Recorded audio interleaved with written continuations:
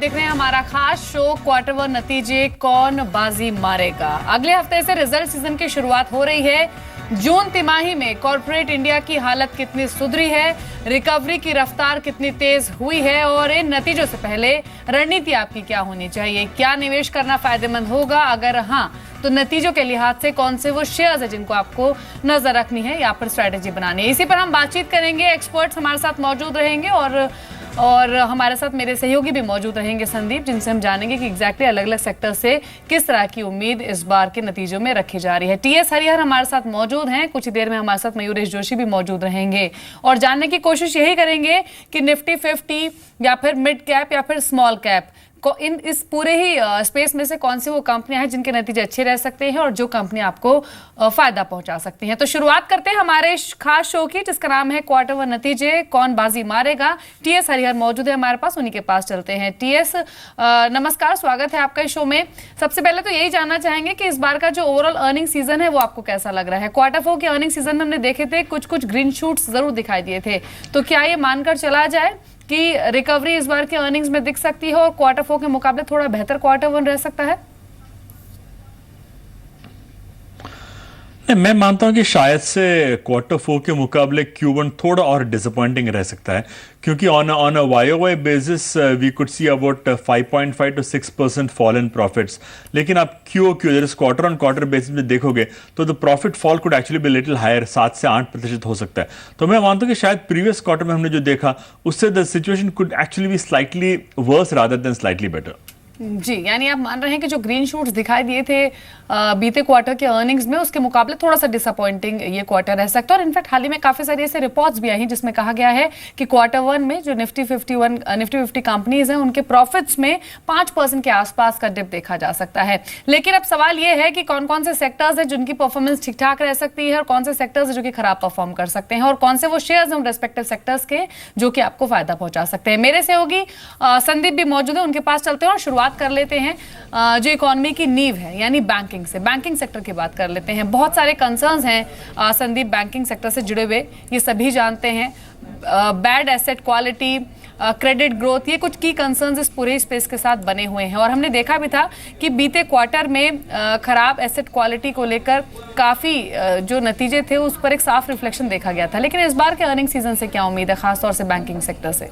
शुक्रिया दीपाली। एनपीएस और high provisioning की वजह से बैंकों के मुनाफे के ऊपर इम्पैक्ट Q4 में देखने को मिला था और यही जो कंसर्न्स है शायद Q1 में भी कहीं ना कहीं एस्केलेट होते हुए नजर आ सकते हैं, जिसकी वजह से इस बार भी माना जा रहा है कि बैंकिंग सेक्टर के ओवरऑल रिजल्ट्स हैं उनमें कमजोरी ही देखने को मिल सकती है। एनपीए की जो दिक्कतें हैं खासतौर पर जो सरकारी बैंक है वो इस बार भी जारी रह सकती है, जिसकी वजह से ज़्यादा प्रोविजनिंग बैंक को करनी पड़ सकती है, जिसकी वजह से मुनाफे के ऊपर इस बार भी डेंट देखने को मिल सकता है। तो ओवरऑल देखा जाए PSU बैंक जिन्होंने पिछली बार भी कहीं ना कहीं खराब प्रदर्शन किया था, इस बार भी परफॉर्मेंस काफ़ी खराब देखने को मिल सकता है। प्राइवेट बैंक्स PSU बैंक्स के मुकाबले अगर आप देखें Q4 में परफॉर्मेंस थोड़ा सा बेटर था। येस बैंक जैसे अगर आप बैंक्स की बात करें तो खासतौर पे उनके एनपीएस में तो इनफैक्ट सुधार देखने को मिला था। तो वैसा ही कुछ ट्रेंड इस बार भी देखने को मिल सकता है जहां पे निजी बैंक PSU बैंक्स के मुकाबले थोड़ा बेटर कर सकते हैं। जी हरिहर, बैंकिंग सेक्टर का भी जिक्र किया संदीप ने, लेकिन मैं अपने इस सवाल को 3 भागों में बांटना चाहूंगी। पहला तो सरकारी बैंक, दूसरा प्राइवेट बैंक और तीसरा NBFCs। सरकारी बैंकों में क्या आपको लगता है कि जो खराब एसेट क्वालिटी हम बीते कुछ क्वार्टर से देख रहे हैं वो भी और स्ट्रेस्ड होगी या फिर SBI, PNB, bank of Baroda से कुछ राहत की उम्मीद करनी चाहिए? Private banks, yes bank, IndusInd bank, Kotak Mahindra bank, ये इनकी परफॉर्मेंस बीते कई क्वार्टर से थोड़ी सुधार दिखा है, क्या इन्हीं स्टॉक्स को चेस किया जा सकता है यहाँ पे? नहीं। और जो तीसरा भाग है NBFCs, ग्रामीण इलाकों में जिन NBFCs का फोकस है, क्या वो इस बार भी विनर रह सकती हैं?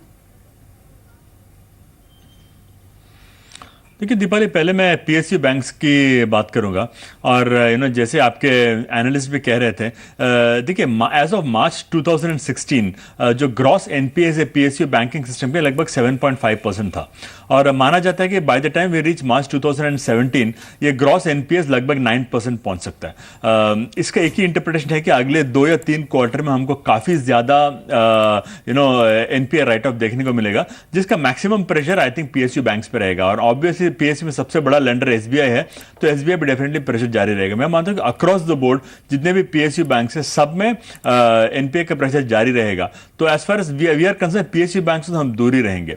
दूसरी जहां तक प्राइवेट बैंक्स का सवाल है, मैं मानता हूं कि दो बैंक्स खास करके आईसीआईसीआई और एक्सिस बैंक, इन पे एनपीए का प्रेशर थोड़ा जारी रहेगा और मार्जिन कंप्रेशन भी देखने को मिलेगा। एचडीएफसी बैंक शायद एक ऐसा बैंक है जो अपना जो 20% ग्रोथ है वो मेंटेन करेगा, तो I think that will be one bank that will be positive. जो बाकी स्मॉलर प्राइवेट बैंक्स हैं उसमें से we expect that both IndusInd and Yes Bank should give positive results, तो इन पे आई थिंक एक पॉजिटिव रुझान रहेगा। तीसरा भाग जहां तक एनबीएफसी का सवाल है, मैं मानता हूं कि एनबीएफसी शायद से they will be the best performing space with in the overall year, क्योंकि ये जो हमने रूरल ग्रोथ देखा है, जो रूरल इनकम्स पे एक थ्रस्ट देखा है, इसका सबसे बड़ा बेनिफिट एनबीएफसी को मिलेगा। और जो रूरल फोकस था पीएसयू बैंक्स का, वो ग्रेजुअली उस स्पेस को वैकेट कर रहे हैं, बिकॉज उनके पास अभी कैपिटल नहीं है कि लोन बुक एक्सपैंड करे, तो उधर भी एनबीएफसी आ रहे हैं और काफी अच्छा परफॉर्म कर रहे हैं। तो मैं मानता हूं कि in terms of profit growth शायद सबसे अच्छा परफॉर्मर एनबीएफसी रहेंगे, खास करके माइक्रो फाइनेंस इंस्टीट्यूशन रहेंगे। कुछ नेम्स भी रेकमेंड करना चाहेंगे हरी? नहीं, बिल्कुल। एक तो हमें एसकेएस माइक्रो फाइनेंस, जो माइक्रो फाइनेंस सबसे बड़ी कंपनी है, इस पे हम काफी पॉजिटिव है। श्रीराम ट्रांसपोर्ट हमको अच्छा लग रहा है। आई थिंक ये स्टॉक पिछले 4-5 क्वार्टर्स से थोड़ा प्रेशर में है, बट अब लग रहा है कि because rural demand is picking up, Shriram Finance should be one stock we should be looking at closely. जी, तो पूरे ही फाइनेंशियल स्पेस से हरी का मानना है कि सरकारी बैंकों से वो अभी भी दूर रहेंगे। प्राइवेट बैंकों में HDFC bank, yes bank, IndusInd bank उनको अच्छे लग रहे हैं, नतीजों के लिहाज से चेस करना चाहेंगे।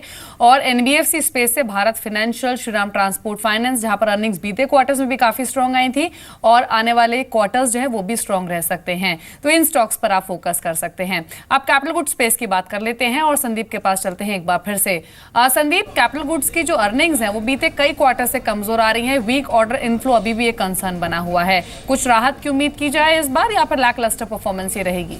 बिल्कुल दीपाली, इस बार थोड़ा सा नंबर्स में जो पॉजिटिव ट्रैक्शन है वो देखने को मिल सकता है और एनालिस्ट ऐसा मान के चल रहे हैं कि ज़्यादातर कंपनी को जो नतीजे उनमें सुधार देखने को मिलेगा और खासतौर पे मार्जिन फ्रंट पे एक रिस्पाइट जो है इस बार देखने को मिल सकता है। ईयर ऑन ईयर इनके जो मार्जिन हैं उसमें रिस्पाइट आएगा, बावजूद इसके कि कमोडिटी प्राइसेस रिबाउंड किए हैं, लेकिन मार्जिन में फिर भी एक इजाफे की उम्मीद एनालिस्ट करके चल रहे हैं। जो सरकारी स्पेंड है उसकी वजह से जो ऑर्डर इनफ्लो काफ़ी स्ट्रॉन्ग देखने को मिल सकता है। हालांकि जो प्राइवेट केपेक्स है उसने अभी भी पिकअप नहीं किया है, जो कि एक चिंता का विषय है इस पूरे सेक्टर के लिए, लेकिन डिफेंस एक बहुत बड़े स्पेस के तौर पर उभर के सामने आ रहा है, जहाँ पे माना जाएगा जो अगले इनफ्लोस आएंगे डिफेंस स्पेस के लिए वो कहीं ना कहीं कैपिटल गुड सेक्टर के लिए एक बड़े ट्रिगर का काम यहाँ पे करेंगे। तो हालांकि कुछ जो अकाउंटिंग स्टैंडर्ड्स के नॉर्म बदले हैं उसका भी इंपैक्ट थोड़ा सा इन कंपनीज पे देखने को मिलेगा, लेकिन ओवरऑल ज़्यादातर कंपनी को अगर आप बात करें तो नंबर्स में खासतौर पर जो मुनाफा है उसमें एक सुधार की उम्मीद एनालिस्ट करके चल रहे हैं। जी, तो सुधार की उम्मीद है, डिफेंस ऑर्डर्स की वजह से थोड़ा शायद फायदा पहुंचे इस स्पेस को, लेकिन एक फैक्ट ये है कि बीते कई क्वार्टर से ऑर्डर बुक में कोई खास सुधार इन कंपनियों के नहीं देखा गया है,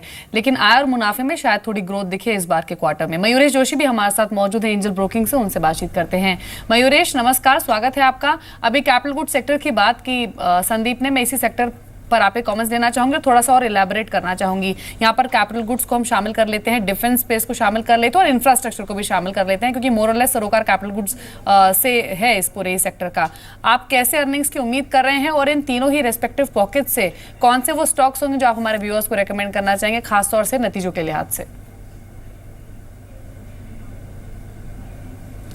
आफ्टरनून दीपाली जी, अगर हम कैपिटल गुड क्षेत्र की बात करें और जो 3 सबसेट्स आपने क्लियरली डिफाइन किए हैं, मुझे लगता है ओवरऑल कैपिटल गुड स्पेस के नंबर्स अभी भी स्लगिश रह सकते हैं। कहीं ना कहीं हमने ऑर्डर सुधार बिल्कुल देखे हैं, जैसे पावर ट्रांसमिशन कंपनी के ऑर्डर्स हैं वहाँ पे सुधार देखने मिला है, जैसे डिफेंस के ऑर्डर्स आ रहे हैं, I think defence orders should be quite substantial. और इंफ्रास्ट्रक्चर सेगमेंट में जैसे गवर्नमेंट काम कर रही है ऑफ डीपॉटलिंग जो एग्जिस्टिंग प्रोजेक्ट्स है, जो नए प्रोजेक्ट्स हैंड ओवर होंगे, वो रोड क्षेत्र से हों, पावर रिलेटेड इंफ्रास्ट्रक्चर से हो, हाउसिंग रिलेटेड इंफ्रास्ट्रक्चर से हो, तो वो ये कुछ पॉकेट्स हैं जहाँ पे हमें ग्रीन शूट्स नज़र आ रहे हैं। हालांकि जो एंटायर थीम बेस्ड होती है वो क्रेडिट साइकिल और केपेक्स पे रिवाइव होती है। गवर्नमेंट केपेक्स काफ़ी स्ट्रॉन्ग है, प्राइवेट केपेक्स कहीं ना कहीं हमने देखा है कि अभी भी स्लगिश है। तो कहीं ना कहीं एक सब्सटेंशियल इंप्रूवमेंट आने के लिए in terms of at least execution happening on balance sheets and cash flows improving 2 से 3 क्वार्टर लगेंगे। बट मुझे लगता है आई थिंक डिफेंस स्टॉक्स और डिफेंस कंपनियाँ स्पेसिफिकली जो केटर करती है डिफेंस सेक्टर के लिए, आई think that should do well. Power transmission companies should do well, road transportation companies है जो ईपीसी कॉन्ट्रैक्टर्स हैं ये अच्छा करने चाहिए। But again I think largely जैसे मैं कह रहा हूँ, I think stock specific approach होना चाहिए। हालांकि फॉर द एंटायर सेक्टर मेरे ख्याल से I think earnings can still be little bit sluggish. जी, तो एंटायर सेक्टर के जो अर्निंग्स है वो स्लगिश रह सकते हैं, लेकिन जिस तरह से कहा आपने मयूरेश की कुछ स्पेसिफिक कंपनीज है जो कि ठीक परफॉर्म कर सकती है डिफेंस स्पेस से या फिर पावर ट्रांसमिशन स्पेस से, कुछ नेम्स आप लेना चाहेंगे यहाँ पर? नहीं जैसे मैं कह रहा था, आई थिंक अगर हम कैपिटल गुड्स की बात करें तो बीटीजी में आई थिंक बेल के अर्निंग्स थोड़े निराशजनक हो सकते हैं। L&T can report a reasonable set of numbers, but I think वो बीटीजी प्ले नहीं है, वो एक ओवरऑल प्ले है। डिफेंस में जैसे हम बात करें, I think Bharat electronic is something that we still prefer. अगर डिक्लाइंस पे over the next few weeks investors systematic manner में स्टॉक को लॉन्ग टर्म व्यू से देखते हैं तो मुझे लगता है आई थिंक एक बर्जनिंग ऑर्डर बुक है, एग्जीक्यूशन आई थिंक जैसे इंप्रूव होते हैं मुझे लगता है मार्जिन्स इंप्रूव होंगे, बैलेंस शीट पे कोई इश्यूज़ नहीं है डेट को लेके, और अर्निंग्स पोटेंशियल काफ़ी स्ट्रांग हो सकती है। रोड प्लेस में जैसे मैं कह रहा था, आई थिंक जो रोड एसेट डेवलपर्स हैं, चुनिंदा asset developers can do well, but a few of these EPC guys उनको भी ऑर्डर्स अच्छी खासी मिल रही हैं। तो मुझे लगता है स्पेसिफिक ईपीसी को जो केटर करते हैं स्पेसिफिकली रोड सेगमेंट में, एमबीएल इंफ्रा उदाहरण पर, आई थिंक थोड़ा इशूज़ रह सकता है for Q1 Q2 in terms of the overall consolidated performance will be, but larger picture काफ़ी पॉजिटिव लग रहा है। पावर ट्रांसमिशन में मुझे लगता है कि anybody is holding on to KEC, जो स्टॉक मुझे काफ़ी समय से पसंद आ रहा है। अगर होल्ड करते हैं तो ऑर्डर्स फ्लोज काफ़ी सब्सटेंशियली फ्लो हो रहे हैं, एग्जीक्यूशन विल इंप्रूव। अगर एग्जीक्यूशन इंप्रूव होता है तो मार्जिन और लेवरेज पे आई थिंक बहुत पॉजिटिवली प्ले आउट करता है। तो चुनिंदा ये स्टॉक्स मेरे ख्याल से I think with long term view can really do. जी, तो कुछ चुनिंदा शेयर्स यहाँ पर बताएं मयूरेश ने, जिनको आप देख सकते हैं नतीजों के लिहाज से। एमबीएल इंफ्रा का यहाँ पर जिक्र किया, एलएनटी का जिक्र किया मयूरेश ने, केईसी इंटरनेशनल हुआ जहाँ पर परफॉर्मेंस ठीक ठाक रह सकती है। चलिए इसके अलावा अब ऐसे सेक्टर की बात करते हैं जिसका सीधा सरोकार मॉनसून से है। हालांकि मॉनसून की अब तक की प्रोग्रेस ठीक ठाक रही है और मॉनसून का जो अगला जो एक्चुअल रिफ्लेक्शन होगा अर्निंग्स पर वो शायद आने वाले क्वार्टर्स पर दिखेगा, Q1 पर नहीं। एफएमसीजी की यहाँ पर बात हो रही है। संदीप के पास चलते हैं। संदीप, बीती 2 तिमाहियों से तुमने देखा है कि इस पूरे ही सेक्टर की परफॉर्मेंस बहुत खास नहीं रही है। वॉल्यूम ग्रोथ अभी भी एक कंसर्न रहा है इस पूरे ही सेक्टर में। क्या वैसी ही लगातार परफॉर्मेंस इस बार के क्वार्टर में भी रह सकती है या फिर कुछ सुधार की भी उम्मीद है? बिल्कुल दीपाली, वैसा ही एक रुझान जो इस बार भी नंबर्स में देखने को मिल सकता है, क्योंकि मानसून का जो इम्पैक्ट है वो शायद आपको Q2 ऑनवर्ड से देखने को मिलेगा। तो जैसा हमने पिछले कुछ 2 तिमाहियों में देखा है वैसा रुझान इस बार नंबर्स में देखने को मिल सकता है। कुछ एक फूड प्राइजेस में इजाफा हुआ था जिसकी वजह से खासकर जो फूड रिलेटेड कारोबार से जुड़ी हुई कंपनीज हैं उनके मार्जिन पर थोड़ा इंपैक्ट देखने को मिल सकता है, लेकिन एक स्टडी सेट ऑफ नंबर्स की उम्मीद आप करके चल सकते हैं। कुछ ऐसी कंपनियां जिनके नंबर्स में इस बार थोड़ा प्रेशर देखने को मिल सकता है, उसमें HUL, ब्रिटानिया, GSK कंज्यूमर और बजाज को अभी कुछ ऐसी कंपनी है इनके अर्निंग्स के ऊपर थोड़ा प्रेशर इस बार देखने सकता है। लेकिन जैसे मैंने कहा एक स्टेडी ग्रोथ इस बार भी नंबर्स में देखने को मिल सकती है। उसमें Dabur, GCPL, Marico, Colgate, Asian paints, Emami और नेस्ले, ये कुछ स्पेसिफिक पॉकेट्स हैं। अगर आप FMCG पैक की बात करें, यहाँ पे इस बार नंबर्स में स्टेडी ग्रोथ देखने को मिल सकती है, लेकिन जो एक मीनिंगफुल अपसाइड है वो शायद आपको मानसून के बाद यानी कि Q2 ऑनवर्ड्स ही देखने को मिलेगा। जी हरिहर, आपके कमेंट्स क्या होंगे FMCG सेक्टर पर? हालांकि ओवरऑल परफॉर्मेंस शायद लैगार्ड ही रहे, इस तरह की ज़्यादातर रिसर्च रिपोर्ट्स में तो यही इंडिकेशंस मिल रही हैं, लेकिन फिर भी हर सेक्टर में चाहे ओवरऑल अर्निंग्स कैसे रहें, कुछ एक चुनिंदा कंपनीज ऐसी होती जो कि अच्छा परफॉर्म कर जाती हैं और बीते क्वार्टर में भी हमने ये रिफ्लेक्शन FMCG स्पेस में देखा था। आपके रडार पर नतीजों के लिहाज से कौन सी कंपनियां रहेगी और किन कंपनियों को आप अवॉइड करने की सलाह देंगे? देखिए, हम ब्रॉडली कंज्यूमर स्पेस को देख रहे हैं जिससे डायरेक्ट बेनिफिट मिलेगा rural spending, rural infrastructure investment और हायर रूरल इनकम से। और हमारा मानना है कि जो मॉनसून का प्रोग्रेस अब तक रहा है वो काफ़ी हद तक पॉजिटिव रहा है and we should probably end the monsoon with the either average और अबव एवरेज मॉनसून। तो आई थिंक इसके कारण जो बेनिफिट होगा हमारे अनुसार 3 कंपनीज को होगा। Probably the entire FMCG segment may not benefit, but 3 companies हम वॉच कर रहे हैं। एक है डाबर। आई थिंक डाबर हमें लगता है कि एक ऐसा स्वीट स्पॉट पे है कि पतंजलि के कंपटीशन का नेगेटिव इंपैक्ट हो नहीं रहा है, because they are still gaining market share, और ऐसे स्पेस पे जहां पे हर इंक्रीज मार्केट शेयर का ग्रेटर शेयर उनके पास जा रहा है। तो डाबर एक ऐसा कंपनी है जहां हम मानते हैं कि ये क्वार्टर काफी इंटरेस्टिंग हो सकता है। ITC आई थिंक जो अभी एक्स बोनस 240 पे कोट कर रहा है, आई थिंक ये स्टॉक हमको इंटरेस्टिंग लग रहा है और हम मानते हैं कि जो FMCG बिजनेस है इसमें एक टर्न अराउंड की उम्मीद कर सकते हैं।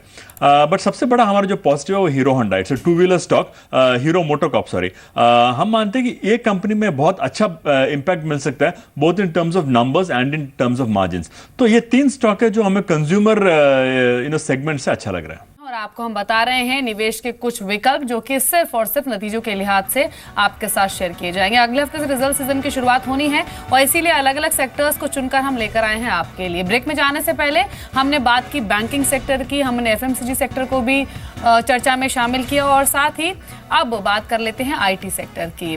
संदीप के पास पहले चलते हैं, दोनों मेहमान भी हमारे साथ बने हुए हैं, मयूरेश जोशी हैं और TS हरिहर हैं। संदीप, IT सेक्टर की बात कर लेते हैं।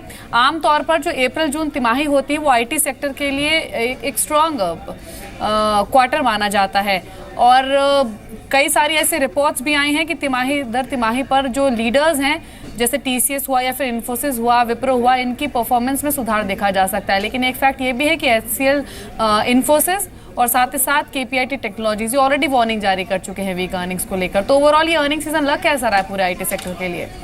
जनरली एक क्वार्टर अगर देखा जाए, जैसे आपने कहा कि काफ़ी स्ट्रांग रहता है इन कंपनीज़ के लिए। अगर आप टॉप 4 कंपनीज़ की बात करें तो उनका जो कांस्टेंट करेंसी टर्म्स में रेवेन्यू ग्रोथ है वो करीब 2.5 से 5% के आसपास का इजाफा उसमें आपको देखने को मिल सकता है। क्रॉस करेंसी हेडविंड्स की जहाँ तक बात है तो शायद इस बार पॉजिटिव इंपैक्ट उसका 30 से 50 बेसिस पॉइंट के आसपास का देखने को मिलेगा। तो ओवरऑल देखा जाए टॉप लाइन के लिहाज से जैसे माना जाता है कि जनरली क्वार्टर अच्छा रहता है, वैसा ही रुझान देखने को मिल सकता है। लेकिन जो मार्जिन है उसके ऊपर इस बार डेंट देखने को मिल सकता है। एक तो जो वेज हाइक है वो, और साथ ही साथ जो वीज़ा कॉस्ट है उसके हाइक का इंपैक्ट इस बार इनकम टैक्स से जो मार्जिन्स है उसके ऊपर देखने को मिलेगा, जिसकी वजह से बावजूद इसके कि आय ग्रोथ काफी अच्छी रहेगी, लेकिन मुनाफे में ज्यादातर कंपनीज के कहीं ना कहीं या तो अच्छी ग्रोथ नहीं आएगी या तो फिर डेंट देखने को मिल सकता है। और यही कारण है कि कुछ एक पर्टिकुलर कंपनीज को अगर आप छोड़ दें तो ज्यादातर कंपनियां शायद इस बार डिसअपॉइंट कर सकती हैं। तो जिस तरह से खर्चे बढ़ेंगे उसका इंपैक्ट नंबर्स में जरूर देखने को मिलेगा। जी मयूरेश, डिस्पाइट स्ट्रॉन्ग क्वार्टर, क्या आपको लगता है कि वीजा खर्च हुआ या फिर वेतन बढ़ोतरी हुआ, ये कुछ ऐसे फैक्टर्स होंगे या फिर रुपये का मूवमेंट हुआ, ये कुछ ऐसे फैक्टर्स होंगे जो कि मार्जिन पर दबाव डाल सकते हैं IT कंपनियों के? और अगर चुनना चाहेंगे आप तो किन कंपनियों को चुनेंगे IT स्पेस से?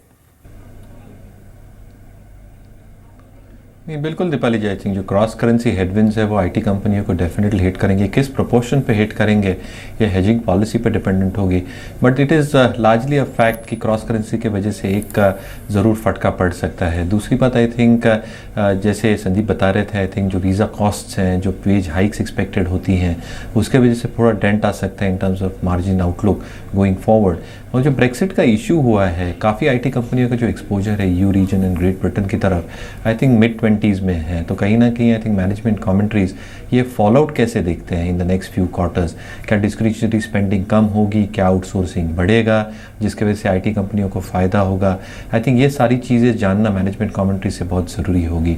हालांकि if you go by the tailwinds that a lot of IT companies have, utilisation levels बढ़ सकते हैं जिसकी वजह से जो मार्जिन इंप्रूवमेंट है वो स्लोली एंड स्टेडीली एक्सपैंड हो सकती है।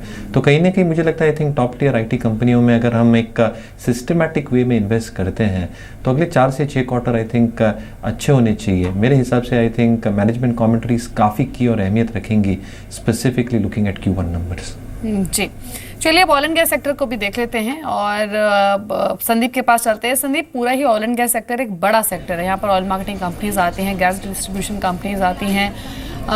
तो अभी इस बार का क्योंकि क्रूड एक ऐसा फैक्टर है जो इस स्पेस को सीधे इम्पैक्ट करता है और इस क्वार्टर में मोर और लेस जो क्रूड प्राइसेस हैं वो स्टेबल ही रहे हैं। तो किस तरह के अर्निंग्स की उम्मीद इस बार की जा रही है? इनफैक्ट दीपाली, अगर आप क्रूड के प्राइजेस की बात करें तो इस बार थोड़ा सा एक जो अपटिक है वो प्राइजेस में देखने को मिला था, और यही कारण है कि अगर आप क्वार्टर ऑन क्वार्टर यानी कि सीक्वेंशियल बेसिस पे कंपेयर करें तो ज़्यादातर जो ऑयल एंड गैस कंपनीज उनके नंबर्स में आपको एक इजाफा ही देखने को मिलेगा। खासतौर पे OMCs, IOC, BPC, HPCL और साथ ही साथ जो गैस डिस्ट्रीब्यूशन कंपनीज है, चाहे आप गुजरात गैस की बात करें, IGL की बात करें, और इसी स्पेस की जो दूसरी कंपनीज है पेट्रोल LNG या तो फिर गेल जो ट्रांसपोर्टेशन के कारोबार में है, उनके नंबर्स में इस बार काफ़ी अच्छा इंपैक्ट देखने को मिल सकता है। OMCs जिस तरह से पेट्रोल डीजल की मांग बढ़ रही है, 2 से 7% के आसपास का वॉल्यूम में इजाफा देखने मिल सकता है। और रिफाइनिंग कंपनीज भी, बावजूद इसके कि सिंगापुर के मार्जिन में गिरावट आई है, लेकिन यहाँ की जो रिफाइनिंग कंपनीज है सिंगापुर रिफाइनिंग मार्जिन के मुकाबले इस बार जो मार्जिन पे जो डिप है वो शायद कम देखने को मिल सकता है। तो उस लिहाज से ज़्यादातर जो रिफाइनिंग कंपनीज है उनके नंबर्स में शायद एक अपटिक देखने को मिले। क्रूड के प्राइस इस तरह से रिवाइज हुए हैं, अपवर्ड बढ़े हैं, उसका फायदा कहीं ना कहीं अपस्ट्रीम में पॉजिटिव साइड पर देखने को मिलेगा। तो उस लिहाज से देखा जाए क्रूड एक डायरेक्ट इंपैक्ट डालता है सेक्टर के ऊपर, और जिस तरह से कीमतें थोड़ी सी बढ़ी हैं ज़्यादातर कंपनीज में उसका एक positive impact quarter on quarter basis पे देखने को मिलेगा। जी हरिहर, आपकी राय क्या रहेगी ऑयल एंड गैस सेक्टर पर? ऑयल मार्केटिंग कंपनीज क्या इस क्वार्टर में भी विनर रह सकती हैं, या फिर आप जो केन इंडिया हुआ या फिर ONGC हुआ, इन स्टॉक्स को भी देखना चाहेंगे नतीजों के लिहाज से? देखिए, मैं बिल्कुल आपसे सहमत हूं कि ये जो क्वार्टरली रिजल्ट्स का सिलसिला है that will continue to favour the OMCs। पिछले क्वार्टर में भी देखा था कि जो OMCs है उन्हें काफ़ी ज़्यादा फायदा हुआ था फ्रॉम द क्वार्टरली रिजल्ट्स, और मैं मानता हूं कि बिकॉज प्राइसेस काफ़ी हद तक फ्री हो चुके हैं इंडिया में, इसका डेफिनेटली एक पॉजिटिव इंपैक्ट OMCs पर पड़ेगा। तो OMCs I think beat IOC, BPCL, HPCL definitely इनके प्रॉफिट में आई थिंक एक पॉजिटिव ग्रोथ की उम्मीद कर रहे हैं। ONGC, ऑयल इंडिया शायद से दे में disappoint with either flat margins और वेरी फ्लैट ग्रोथ। पर मैं मानता हूं कि आज की तारीख में जो एज एन इन्वेस्टर जो वैल्यू है, वैल्यू एक्सट्रैक्शन कंपनीज पे ज्यादा है। तो आप एक 1 ईयर पर्सपेक्टिव लोगे तो I think there is more value in this upstream companies like ONGC and Oil India rather than the downstream companies. तो हम तो हमारे इन्वेस्टर्स को यही सलाह दे रहे हैं कि आपके पास 1 साल का नजरिया है तो डेफिनेटली ऑयल ONGC खरीदिए। आप शॉर्ट टर्म ट्रेडिंग के लिए देख रहे हैं तो BPCL और HPCL खरीदिए। जी, तो ऑयल मार्केटिंग कंपनीज के साथ ही जाना चाहेंगे हरिहर। मयूरेश, एक आखिरी कमेंट होगा आपसे। चलिए, तो बड़े बड़े सेक्टर्स हुए जिनका हमने जिक्र किया, बहुत सारी ऐसे छोटे छोटे सेक्टर्स भी हैं जिनकी परफॉर्मेंस Q4 में काफ़ी अच्छी रही थी। केमिकल स्टॉक्स यहाँ पर रहे थे, टेक्सटाइल स्टॉक्स में भी कई सारी ऐसी चुनिंदा कंपनियां थी जिनके नतीजे अच्छे थे। टेलीकॉम एक ऐसा सेक्टर जिसको हमने चर्चा में शामिल नहीं किया है, लेकिन हमने बीते क्वार्टर की परफॉर्मेंस में देखा था कि थोड़े चैलेंजिंग नंबर्स रहे थे। तो जिन सेक्टर्स पर अब तक बातचीत नहीं हुई है, छोटे सेक्टर्स हैं, टेक्सटाइल हुआ, केमिकल हुआ, टेलीकॉम बड़ा सेक्टर है, इस सेक्टर को अगर इंक्लूड करें तो कुछ स्टॉक्स के आप चेस करना चाहेंगे जहां पर आपको अच्छे नतीजों की उम्मीद है? टी सेक्टर और मैं ऐड करना चाहूंगी यहां पर। नहीं, definitely Deepali ji, I think जो स्पोराडिक सेक्टर्स हैं, जैसे केमिकल्स की आपने बात की, फर्टिलाइजर्स की बात की, I think you will have to take a very myopic view on this one, क्योंकि आई थिंक पूरा सेक्टर प्रॉब्ली डिसअपॉइंट कर सकता है। But some companies which have less leverage on their balance sheet, जैसे कुछ कंपनीज टेक्सटाइल क्षेत्र में हैं जो अच्छा प्रदर्शन दिखा सकती हैं, ब्रांडेड अपैरल सेगमेंट में, ब्लेंडेड फैब्रिक सेगमेंट में। मुझे लगता है वहाँ पे जो एक टफ टाइम टेक्सटाइल सेक्टर ने गुजारा था, as times improve, I think a few stocks in the textile space can do well.